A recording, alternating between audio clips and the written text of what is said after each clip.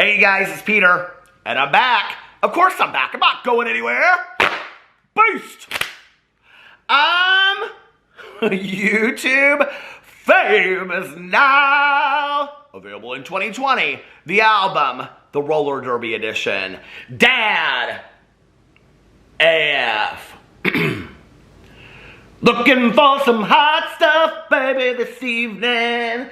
I can see myself roller skating already. I'm getting some roller skates. I am, though. I've been ordering stuff on Amazon all day today, and I'm getting some roller skates, and I'm going to be the next roller queen. I mean, I already am, kind of. So anyway, let's get into this video today. Can I just tell you guys, first of all, so I am a huge Unsolved Mysteries fan. I used to watch it back in the day when I was growing up. I recorded it for years because they would throw up an episode here and an episode there. My friend just told me the other day that it's on Amazon Prime and on Hulu, the old episodes, and I went crazy. Now, I started hearing about all this stuff about the Unsolved Mysteries reboot on Netflix. I was like, what is this they are talking about? So I got up on there last night, you guys. It is unbelievable, though. There are 6 new episodes from Netflix of Unsolved Mysteries. 6 new ones, like current mysteries. I think they need to hire those 2 citizen detectives from Don't F With Cats. Because let me just tell you, I watched the first one last night. I was sitting on my front porch. I was terrified. I started watching it at like 5 o'clock in the morning. I couldn't stop watching it. It was so good. So anyway, I was telling my good Judy Tanya about it today. And she goes, well, do you have the updates on there? And I go, no. And I said, because they're current mysteries, Tanya Jean. And she goes, oh, I hate that when you don't find out what happens. I go, that's why it's called Unsolved Mysteries. So anyway, kind of like Dramageddon that we're talking about right now. So I have lots of things I want to talk about today. I'm thinking about possibly making 2 videos. We'll see if it all fits into 1 video. If it doesn't, then I will be making 2 videos. It's just going to have a lot to do with the timing of how this all goes. First of all, I want to talk about Tana Mojo. Then I want to talk about Trisha Paytas and what happened last night. I do kind of want to address some things with Jeffree Star. And then I also want to talk about this whole conversation with the beauty community being toxic and all that kind of stuff. Now, those Jeffree Star and the toxicity of the beauty community, because several big beauty influencers like Wayne Goss are coming out and speaking about it. I may save that and do a second video that's a little bit shorter, so we'll just have to see how long this video goes. You guys are probably like, well, if you'd shut up and just get to the video, and hey, it's my intro, okay? Looking for some hot stuff, baby, this evening. All right, let's get into this. So, I have been mentioning in my videos that Tana Mojo and some other people haven't come out and spoken about Shane Dawson, even though he basically gave them back their careers and sainted them and had everybody look at them a different way. You know, he really gave them the reputation that they have today because they had made these huge mistakes. And Tana Mojo, well, we know Jeffree Star is one of those people, right? But Tana Mojo is definitely one of those people because of TanaCon, and like everybody was just kind of like, you know, I want to get into this whole conversation when we talk about the beauty, the community, as far as cancel culture. To be honest with you, like that's a catchphrase in 2020 that I can just, if I never heard cancel culture again, I'd be completely fine. First of all, you know, I've kind of been going back and forth with what is cancel culture. I don't know that I really understand. I guess it's like this whole kind of culture mob mentality to try to cancel somebody. But I have literally, since I have been on YouTube, I have never seen anybody canceled, truly canceled, like where they're just like run off the internet. They cannot have a career. I mean, I've never witnessed that, right? So I don't know that I necessarily believe in the reality of cancel culture. I do believe that we have a right to our opinion, and I do believe that we have a right to stand and support those who we want to, or stand against and not support those that we don't want to. Call that cancel culture if you want. I don't know. I'm not willing to stand and support a bunch of problematic people. I'd rather find positive people to support. So if you want to call that cancel culture and that we're being negative and all that, I guess I am, but like, no, that to me, that's saying until you make some, you know, drastic changes and you show that you've made some changes, because we're going to talk about some growth that somebody brought up, you know, until you show me that you're a grower, not a shower, emotionally, okay? And that you've taken accountability for your actions, and I'm seeing that and I'm witnessing that by actions. I would do this with people in my real life too. This isn't just on YouTube, okay? Until I see that, no, I'm not going to continue to support you. So call that cancel culture, I guess. I don't know. I think cancel culture has such a negative connotation to it, but if that's really what it is, of not supporting the people that you find problematic, what's wrong with that? Like, really, I'm asking honestly, what is wrong with that? So if what you're saying is, I don't believe in cancel culture, what are we really saying? That we don't believe in canceling? Who gets canceled?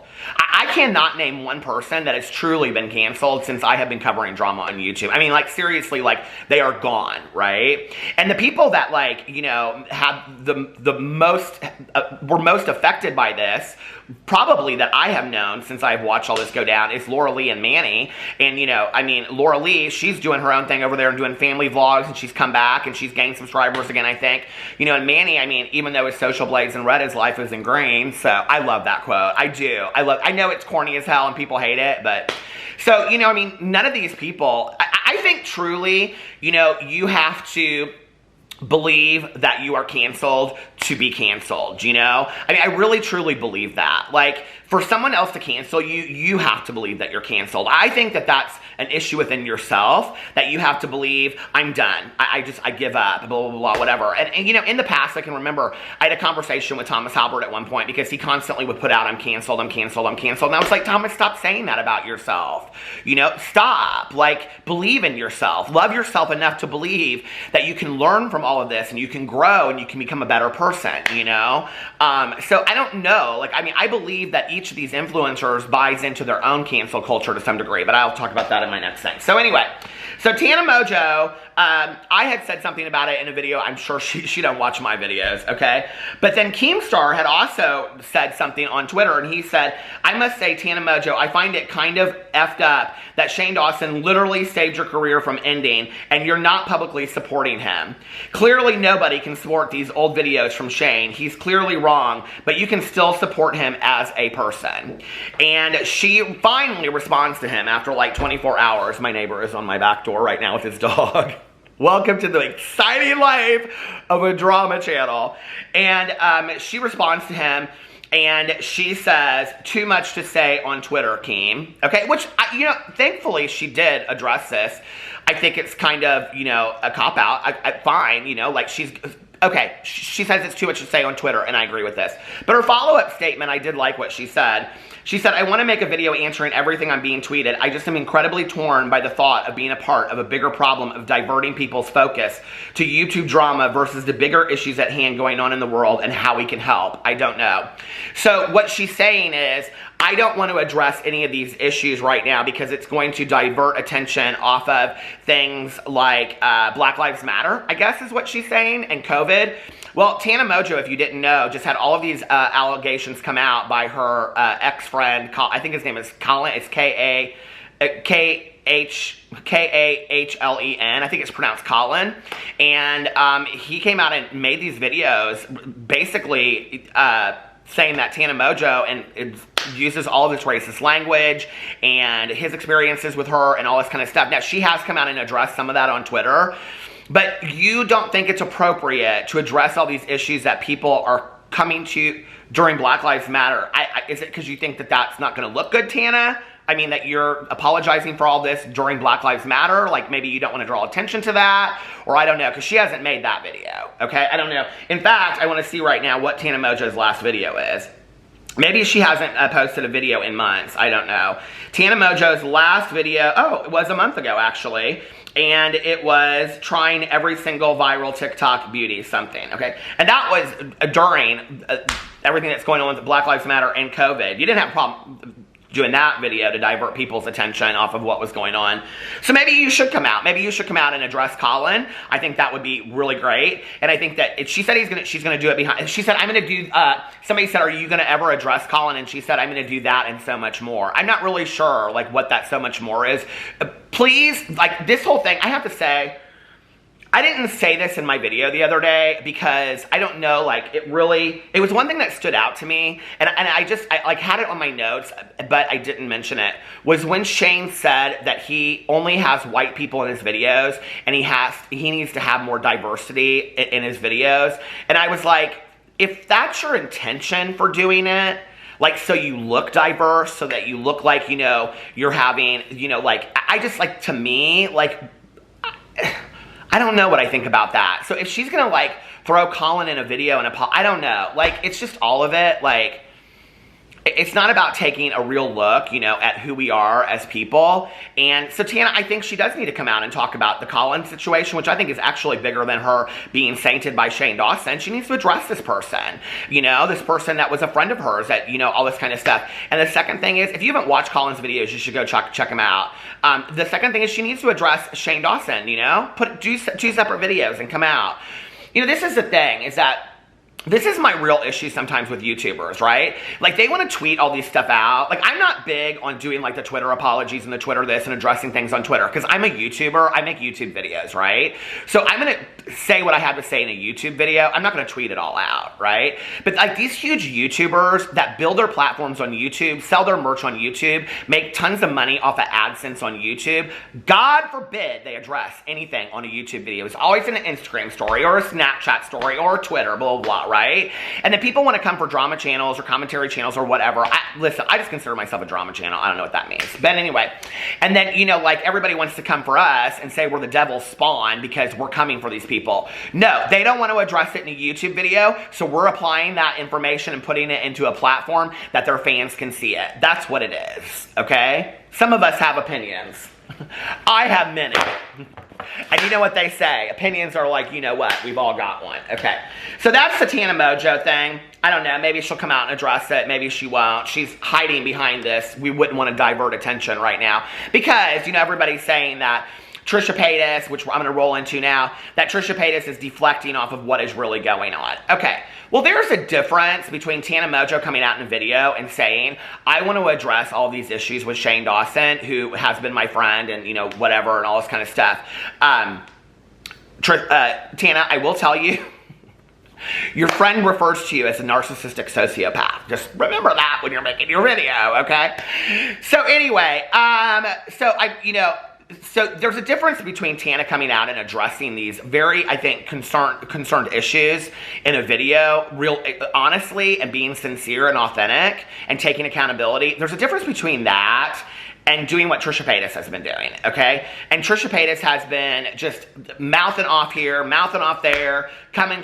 She's, you know, going for it. And I'm not saying that she shouldn't be coming out and speaking about the Vlog Squad and all that kind of stuff, right? But she's like, it's to take all attention away from what is going on with Shane Dawson and Jeffree Star, okay?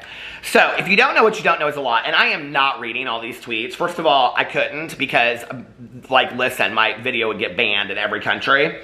But Trisha goes in onto Twitter last night. Let me get this up here, okay? I've got 5,000 tweets from her. She literally went on one of these Twitter rants. You know how Trisha does, okay? You know how she do. Trisha goes on one of these Trisha rants last night. Hold on a second.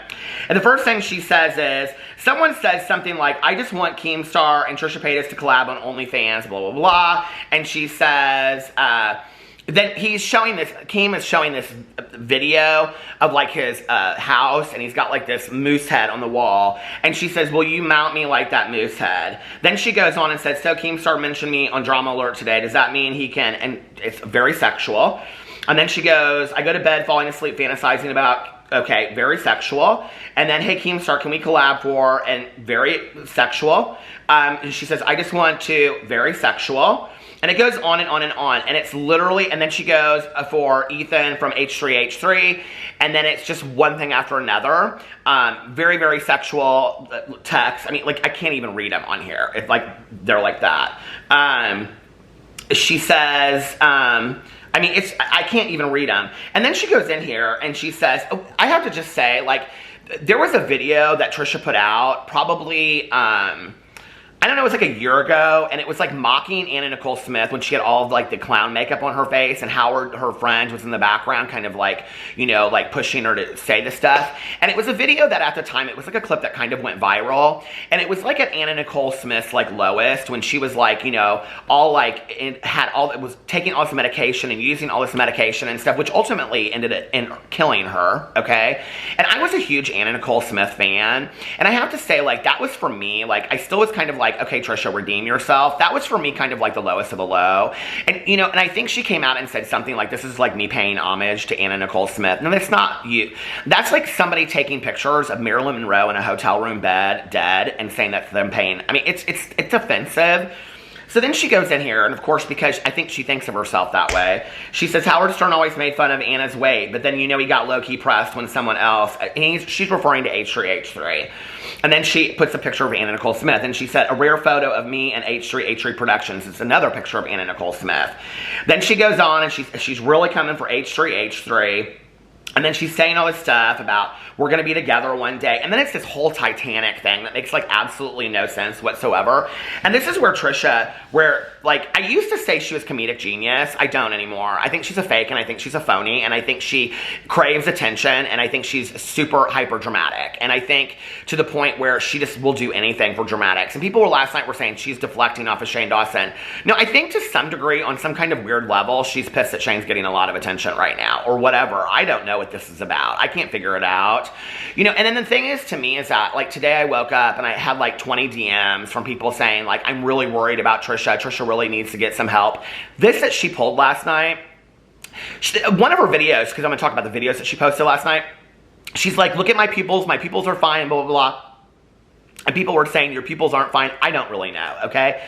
What I watched last night, I didn't get the impression that Trisha was, like, on anything, okay? What I did get was, this was Trisha trolling 101, okay? And at one point, she says something like, this is my art. No, it's not art. It's trolling on YouTube. It's literally what you have done since day one on YouTube, and you've made a career out of trolling, because it's like, you know, what's the saying? Like, it's a wreck. You can't stop watching. You know, it's like it's a train wreck. You can't stop watching. And I think that's what people have, like.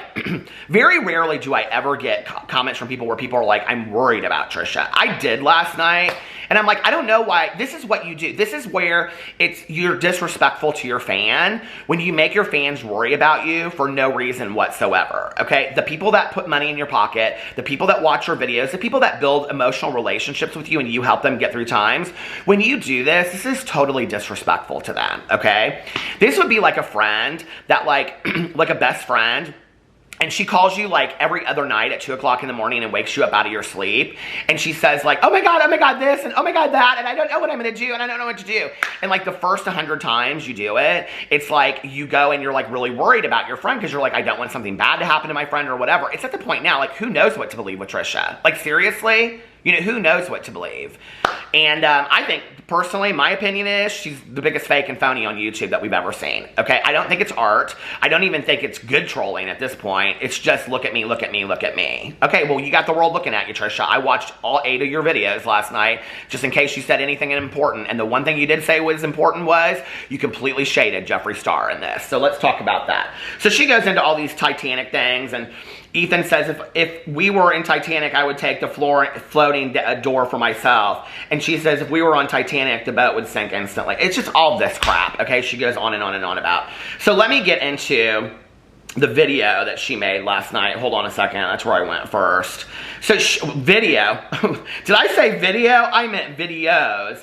So she makes, hold on a second, I am so many screenshots back. So she makes this video, the first one I watched was called, This Pig Gonna Get Roasted, Oka, Why You Put on a Spit Roast I'm Bacon, okay? She monetized all of these videos, and they were getting tons of views. So I don't know if the money's bad for Trisha right now, or that's what she has to do to make money. You know, she's great for this, you know, like, anyway.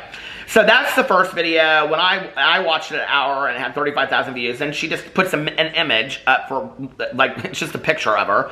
And then one more thing before I go was another video, 1 minute and 5 seconds. Then I'm sorry, 57 seconds. Part 2 was 35 seconds. Part 3 was 29 seconds, and those were just her bawling. And then, hold on a second, let me get to the next one. Then Shane, that was 10 minutes and 37 seconds. I'm going to talk about that in just a second. Del Taco was 1 minute and 12. Okay, Meet Trisha, 47 seconds. It's literally her doing this little song and she's standing there. It's very bizarre. And then she does a Celine Dion medley, which I think was like, hey, I'm going to get a lot of attention, like kind of like she did. It's her basically trying to sing like Celine Dion, but she's in bed. The whole thing is her being in bed. Everybody's like, Trisha's having this meltdown. Trisha's having this meltdown. What's going on with Trisha? I'm really worried about you, Trisha. You need help. Okay. Trisha just came out literally like 3 days ago, maybe even 2 days ago, and did this whole Twitter spread thing where she told Gabby Hanna she was really happy that Gabby Hanna was getting some help, and that Trisha had checked herself into like a place to get help herself, and that there's no shame in it, and that she thought a comeback from Gabby Hanna would be great once she got help. She just tweeted that out, okay? And in 24 hours, she's doing this stuff. I'm not buying it. It's a complete act. I don't know why anybody buys into this crap with Trisha Paytas anymore. If you want to watch Trisha Paytas because you like to watch all of this, like, basically this train wreck happening right in front of your face, I mean, it's like reality television. It really is. And watch it. And stand behind it, okay? But to develop an authentic relationship with her as a YouTuber and say, like, I'm really worried about her, this is all completely an act. This is all 100% an act. And I cannot tell you how many times in the past people would message me because this stuff would happen. This was when I was friendly with her. She would be doing all this, and so I would message her because I would get all these DMs, and they would say, like, I'm worried about Trisha. Check on Trisha. We want to do a wellness check on Trisha. We should do a wellness check on Trisha, right? And which is probably why she ended up, you know, she talks about all this stuff happening, like with the going into the place, probably because you pull these kind of situations and then your fans are worried about you. Like, that's what happens. It's disrespectful to your fan, you know? So I would call her. This happened like at least twice, where I would call her and I'd be like, are you okay? Like, everybody's really worried about you. And she'd be like, oh yeah, I'm totally fine. Like, I'm just doing this or I'm doing that. And I'm like, okay. You know? So anyway, she did all this kind of stuff last night. Now, the Shane Dawson thing is interesting. She goes into this Shane thing, and I don't really even know what she's talking about because you can't really understand half of it. But at one point she says, for those of you that are staying silent, to any person out, I'm paraphrasing, okay? But she says, to any person that Shane has come to your rescue or helped you and helped your career in any way, if you're staying silent right now, she was like, you need to come out and speak now. And she's not saying it like I'm saying it right now, okay? I mean, she's saying it like it's on one of these rant kind of things. She's like in the camera pointing, and you can only, like, at one point it's just her lips and stuff like that. You know, like, she's like crushes this metal can, this Diet Coke can. I mean, it's real out there, okay? But she does say that. Well, who's the number one person that's not speaking out about Shane? Jeffree Star. Oh, Tana Mojo too. Nobody that he's helped is speaking out about him, right? Which is so interesting and so telling of YouTubers. She talks about flip-floppers too. I can think of a few flip-floppers. I can think of a few flip-floppers too, Trisha. And, you know, I'm glad that you're staying with Shane Dawson, but, like, I mean, this is the thing, is that Trisha Paytas is literally kind of the epitome of somebody that can't get canceled. And this is why when we talk about cancel culture, it's so foolish. Trisha Paytas has done so many offensive things to so many different communities, and yet she still pulls hundreds of thousands of views. And it's like, obviously people don't have an issue with her. So if cancel culture was real and people would get canceled, Trisha would have been canceled a long time ago. In fact, in all of this last night when she was going on, people were, like, asking her questions about, like, well, what about this? And what about that? And what about the DID? And what about this stuff? And I mean, people were coming for her, right? So it's like, so it is what it is, you know? But, like, I guess Trisha feels like people should come out and talk and support Shane Dawson. I'm waiting. Hold on. Drama Conch, could you put through anybody that wants to stand up for Shane? There's nobody on the other end? Okay. Well, anyway, that's all I have. So I will see you guys. I didn't get to my other stuff, so I'll talk about it in my next video. I love you guys, and I will see you then. Bye.